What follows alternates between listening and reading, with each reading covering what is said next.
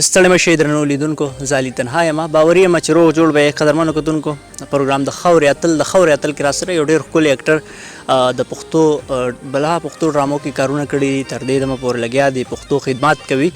سردار مریحي صاحب را سره ململ د دوی ژوند باندې خبره کوو او د دوی نه به دوه درې ډایلاګ هم اورو او د دوی نه وړه شانتي انټرویو کوو لالا جان په پروګرام کې ته ستړي مشي وایم هرکلی درته وایم السلام علیکم ستاسو ډېره ډېره مهرباني چې موږ ته ټایم راکړو او راغی زموږ ریکارډینګ ځای ته زموږ ریکارډینګ دلته دی لګیا دی پرهر جی نو دې کې موږ لګیا کار کوو او باقي زما خو تاسو ته پته ده 40 کالونه 45 کالونه کار کوم دا د کوم خدمت کوم دا هم د کوم خدمت دی اوس موږ سره دا ډرامه ده دا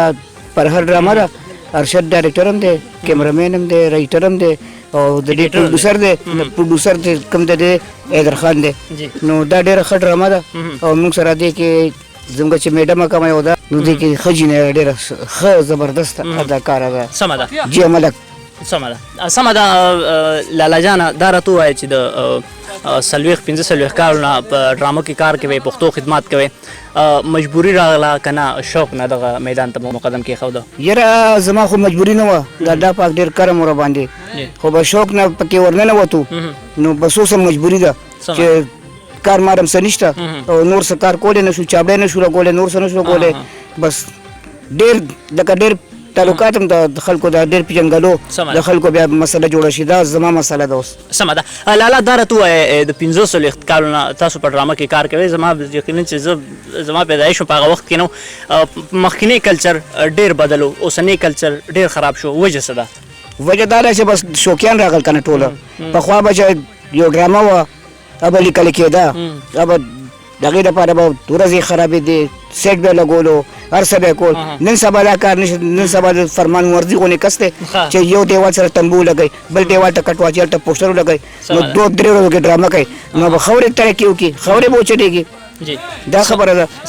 رایټران نشته شاعران نشته سمه ده مخکې ډرامو کې خوشحاله وې د سی ډي دور کې د وي سی آر دور کې که نه د یوټیوب په دور کې خوشحاله یې نه چې زه خو پهله چې راغلی وم د فلم نه راغلی وم سمه ده فلم کافرستان نو زما خو پهله فلم او بیا دلته ټي وي ته راغلم نو د ټي وي خو پاکې ډرامې دي که نه نو بیا سی ډي چې موږ راغلو نو سی ډي ډرامې هم ښه ډرامې وې خو نن سبا ته نه ګپ شپ جوړ شو بس ولې خبره ټوله شوق ته پاتې ټول شوقیان پکې لګیا دي سمه ده دا راته ووایه د 45 کالو راهسې تاسو د پښتو خدمات کوئ تر نن دمه پورې حکومت تاسو سره څه قسمه مالي مرسته کړې ده که نه او جی موږ سره ډېره کړې ده یو ځل یې راته 10 میاشتې 30,000 روپۍ راکړې بیا 10 میاشتې 30,000 روپۍ راکړې خو کله کرونا وایرس څخه څه بلا ده چې دا شروع شوی دی نو موږ سره چا مدد نه دی کړی سمه ده غواړئ چې حکومت تاسو سره مرسته وکړي حکومت تاسو طرف ته هم پاملرنه وکړي ځکه چې تاسو ټول عمر د پښتو خدمات کړي تاسو ټول عمر خپل ژوند پښتنو ته وقف کړی دی که تاسو کره مړی هم پروت وي خو تاسو پښتون له خوشحالي ورکوئ تاسو پښتون له د پښتون په مخ باندې خندنۍ راولئ د حکومت نه ګیله لرئ چې بھائی زموږ سره د مرسته وشي په دغې لاکډاون په وخت کې سردار مریحي صاحب کار هم نشي کولی روزګار هم نشي کولی ځکه چې د دې قد د دې عمر هم د کار نه وتې نو حکومت ته مرسته وکړي تاسو سره بالکل جی تا ډېرې ښه خبرې وکړې دا خبرې به ما هم کولې خو تا زما د زړه خبرې وکړې حکومت ته پکار دی موږ سره تعاون وکړي او به موږ خیال وساتي موږ خو نور څه کار کولی هم نه شو که نه او زموږ خپله کوټه ده 4% خو اوسه پورې چا تپوس یې ونه کړو چې ډیسیبل څه ته وایي څه ته نه وایي سمه ده ګیلمن یې د حکومت نه جی لږ نه ډېره سمه ده لالا ستاسو نه ډېره زیاته مننه د وخت راکولو د قدر رابخلو ډېره مننه ډېره ډېره مهرباني د الله په امان ډېره مننه جی قدرمنو کتونکو تاسو د سردار مریحي صاحب خبرې اورېدې یقینا چې د حکومت نه سخته ګیله لري چې حکومت زموږ سره هېڅ قسمه مالي مرسته نه کوي د دغې شانته خلکو سره ودرېږئ ځکه چې دغه خلک د پښتو خدمات یې کړی دی د 45 کالو نه دي د پښتو خدمات کوي لګیا دي د پښتو ژبې دپاره هلې ځلې کوي نه چې د دې په قبر باندې د دې د مرګ نه پس بیا هلې خوري یا د دوی کلیزې مانځي